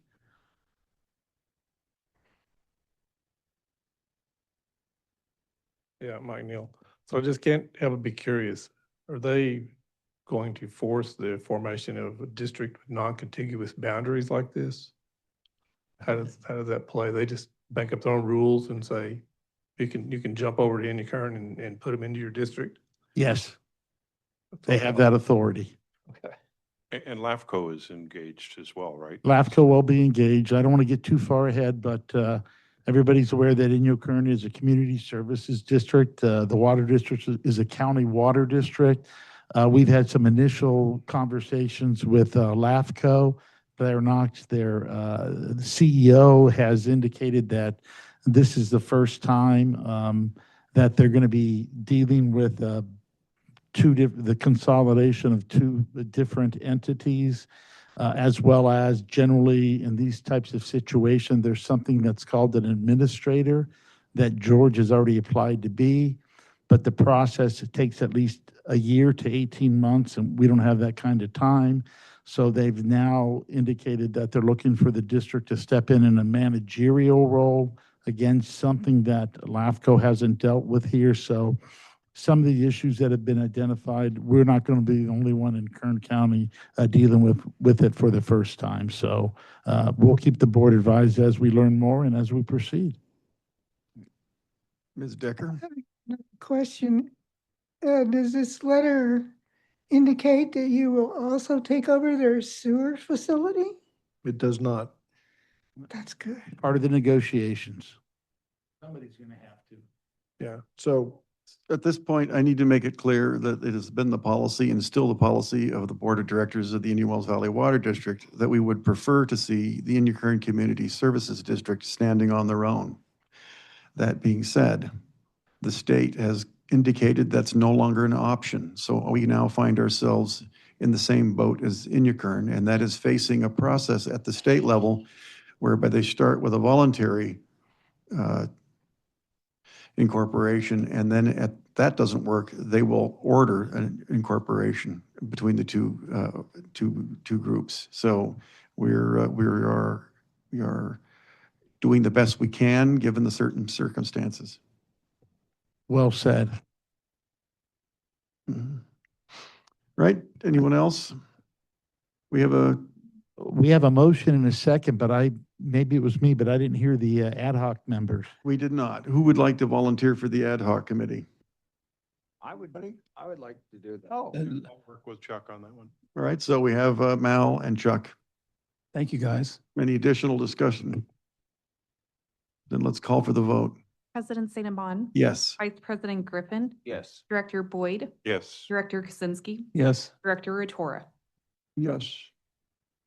Okay, anything else on this topic, Jane? Not for me, George. we have our work cut out for us. Yes, we do. All right, Juliet 5, mid-year board workshop. We need to schedule that. Crack out your calendars.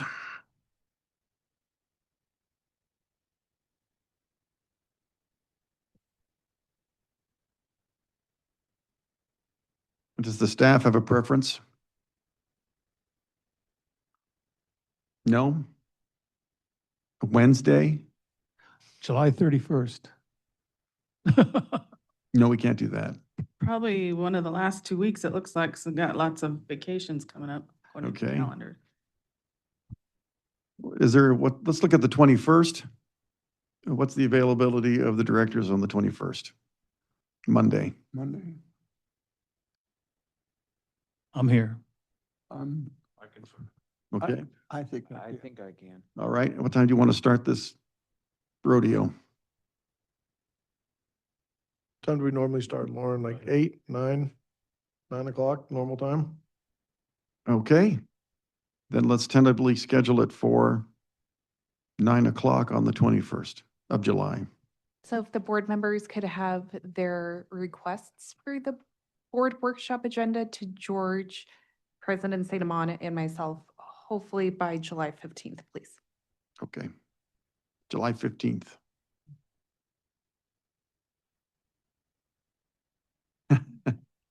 All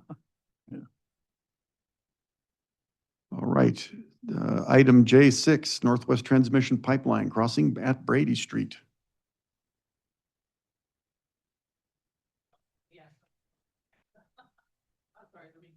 Microphone on here. Here we go. So staff met today with the contractor just to review some of the last corrective outstanding items this morning. There's only a few left. They have finished everything for Caltrans. That was for the original work that they had to get done. They did have a leak that developed at a valve at the Primavera crossing that had been put in. And then the contractor came out last Friday and fixed that. They did complete their work at the crossing at Highway 178 in Brady. And they're finishing up restoring the conditions out there because it was quite a large hole and there had been some water damage and a leak. So they're restoring the ground out there for the local businesses that had been impacted to make sure that they're okay with, all the repairs that have been made there. So So that's where we're at right now. And then we will have contractor do the repair of the road work out there also, because there was basically a whole lane on Brady Street that got taken out, and it Okay, was kind of unforeseen. couple of questions for you. Mhm. Does this mean the Northwest Transmission Line can now go into service? I will let Jason talk about the schedule for getting it into service. So with the repair being done, we have plans for flushing the line tomorrow and Wednesday. Once that is done and we have residual, we'll let it sit and maybe flush it again next Monday and then take a sample Tuesday. Everything comes back from the lab good, we'll be putting it in service. Okay. Good. And then once that's in service, you'll be able to handle the Rademacher, which I think is coming up. I'll give you an update on that. All right. Are there any other questions about this topic? All right. So now we have M7, Brady Street Transmission Pipeline Break. Yeah, I'll go ahead and say, yeah, the construction crew finished the work, and that pipeline was put back in service last Thursday. Okay. Water System Consolidations Update. All right, so we'll go through these. We will get to Rademacher. Dune 3, working on sending out those right-of-way agreements to all the property owners. And I know Jim's been working, trying to get a hold and get an agreement with the owner of Dune 3. If you remember last month, the board agreed to the language in the agreement for the consolidation with Dune 3. So now we're trying to get on their end to get them their signature on that document. So Jim can, if you want to mention anything else with that, but.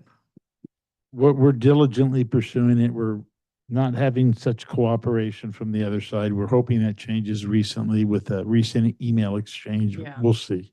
Yeah, I don't know why there would be uncooperation, because the owner was the one that approached the state for the consolidation.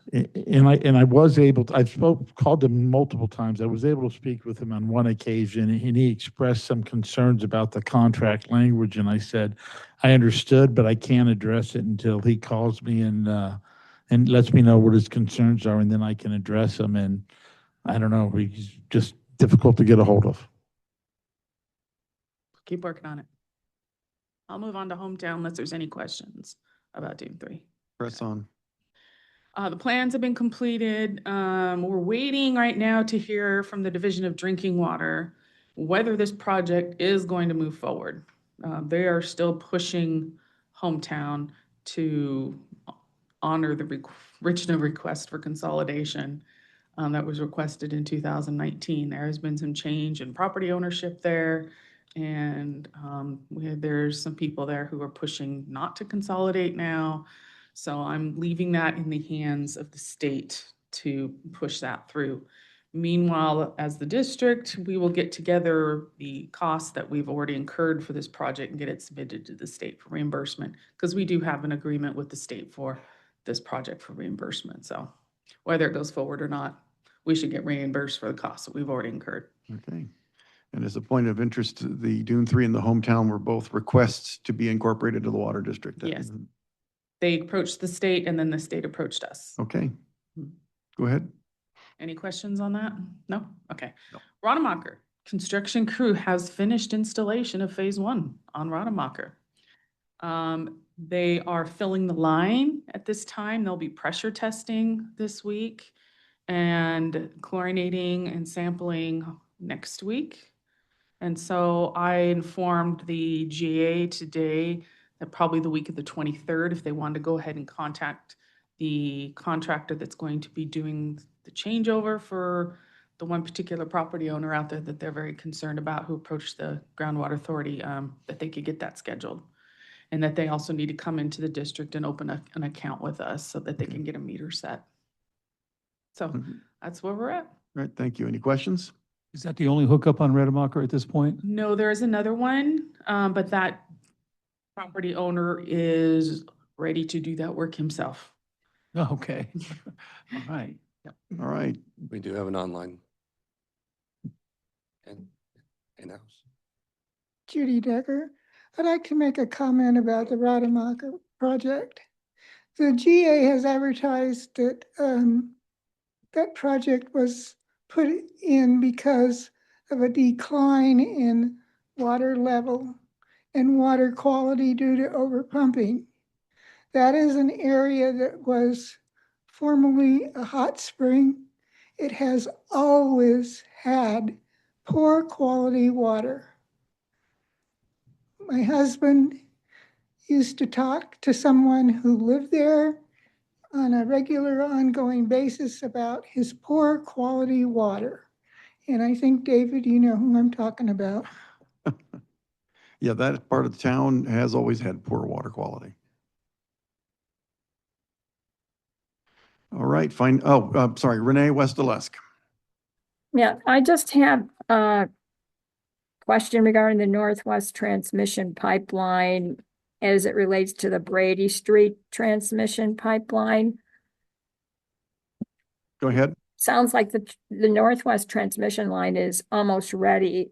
You said like in the next 5 days, you have to flush it at least a couple times and test the water. Then that transmission line will be fully running. It's not dependent on getting the Brady Street transmission pipeline finished.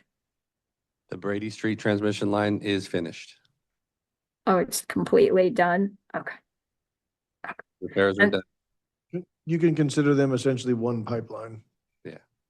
Okay, and then now we will have 3 transmission lines working in Ridgecrest. The major transmission lines, More than 3, but those 2 will be working. because you'll have the Bowman Avenue and Springer and then Northwest all working. Yes. Okay. All right, thank you. Thank you. All right, any other questions? Then let's move on to financial status, please. Okay, through May 2025, we have revenues of 15,567,000, expenses totaling 16,650,000 for a net negative 1,082,000, which is actually 915,000 better than budget. And that differential will continue to go in the right direction. We should be around 0 at the end of the year. Capital expenditures to date, 7,618,000. Of that, 6,391,000 is funded either through grants, bonds, or the assessment district. Debt service principal, 1.1 million, and to date, we have paid the GA $17,255,799. Okay. Questions? All right. So we'll proceed to item 10.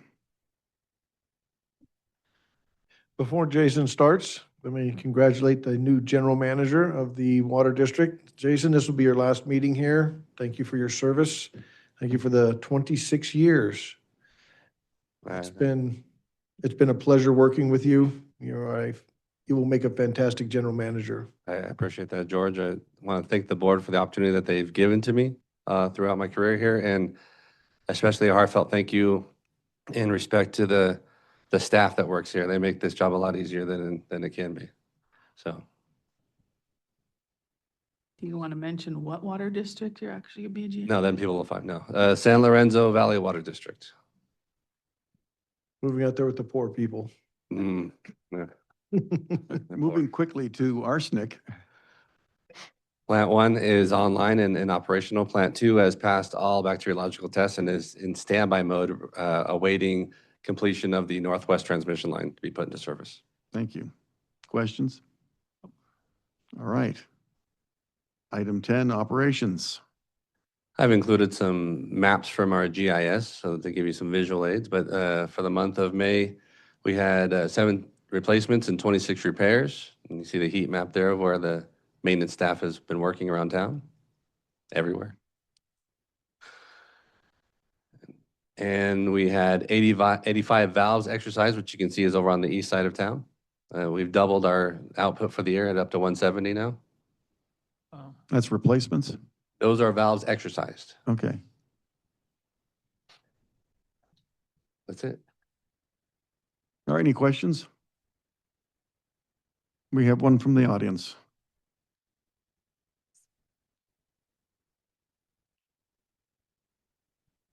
Yes, it's about the Brady Street pipeline. My recollection is that when you had your huge leak and you discussed the pipeline, you discussed that you were going to have to replace the entire pipeline by inserting a smaller diameter PVC pipeline. That is one of the options that we've discussed, slip lining the pipeline with fusible PVC. Right now, we're just trying to get through the summer.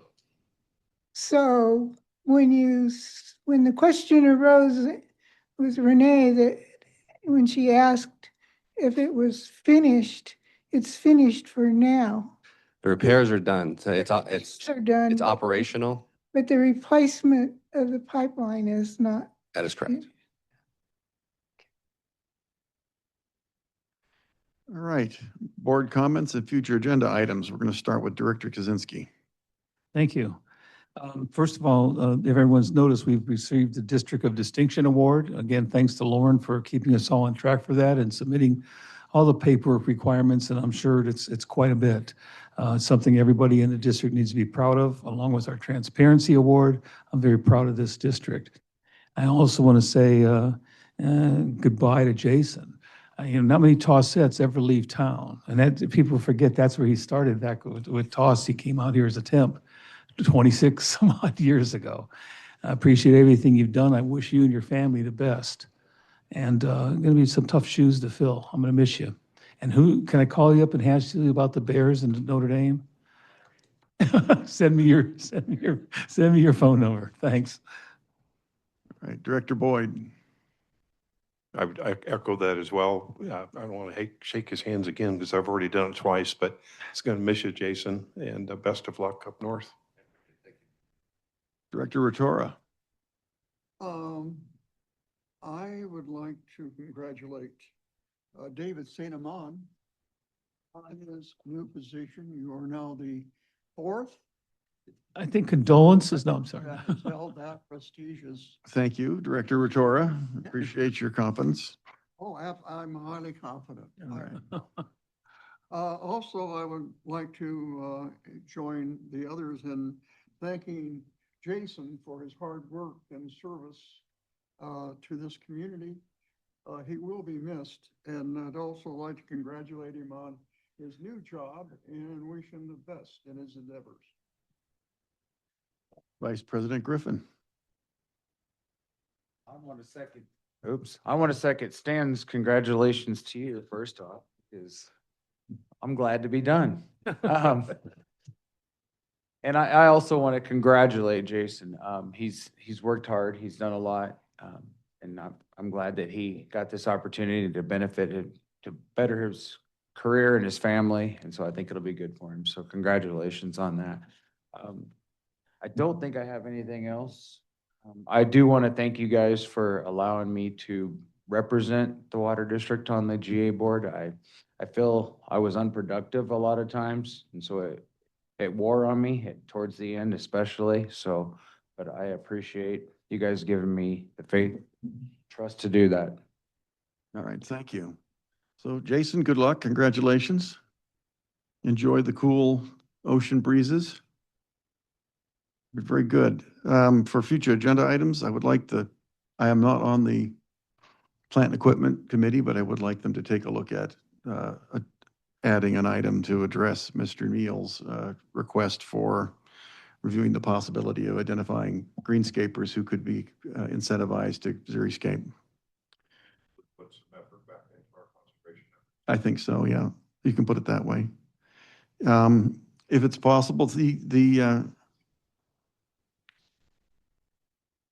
as the adjudication progresses and representatives or staff from the GA resort to attempting to change state law in order to protect the numbers that they developed early on in the process, and considering now we're getting a lot of discussion at the meetings on the adjudication, I'd like to move, if we could, the adjudication report to the front of the agenda, so that those who wish to participate don't have to sit through the entire sausage-making process to get to that topic. Do any board members object? Nope. All right, very good. Mr. President, we should remind Jason that once it gets situated, that if you find any excess water, give us a call. You Southern California people are on your own. Oh, wow. They got the attitude. How You're gonna be quick we one of go. them now. And Yeah. finally, I'd like to remark on something that Councilman Gorman made, a comment he made as representing himself as an individual citizen, but not a councilman. He likes the idea of improved tone of communications between the Water District and the Groundwater Authority. That is a goal that the Water District has always felt to be a valid goal, and we have liked to have had this, a better tone. That being said, the number and egregiousness of the mischaracterizations of the Water District seems to be increasing, and they seem to be coming from Groundwater Authority staff. And those are to include unfounded accusations about members of the Board of Directors. And I would like to remind the groundwater staff that to be cautious when they start to level personal attacks against board members. And finally, I'd like to suggest to the other members of the board of the Indian Wells Valley Groundwater Authority that they should insist upon a much more civil tone from the Groundwater Authority staff in all of their interactions with the Water District. That is the only way that we're going to be able to move forward and find a solution that is a win-win solution for everyone in the valley. So with that, I'm going to say that the next regular board meeting is July 14th of 2025, and I'm going to adjourn this meeting at 8:01 p.m. Thank you very much for your time and attention.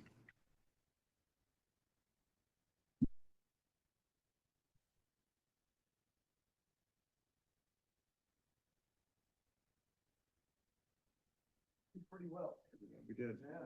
Good job. Well-run meeting.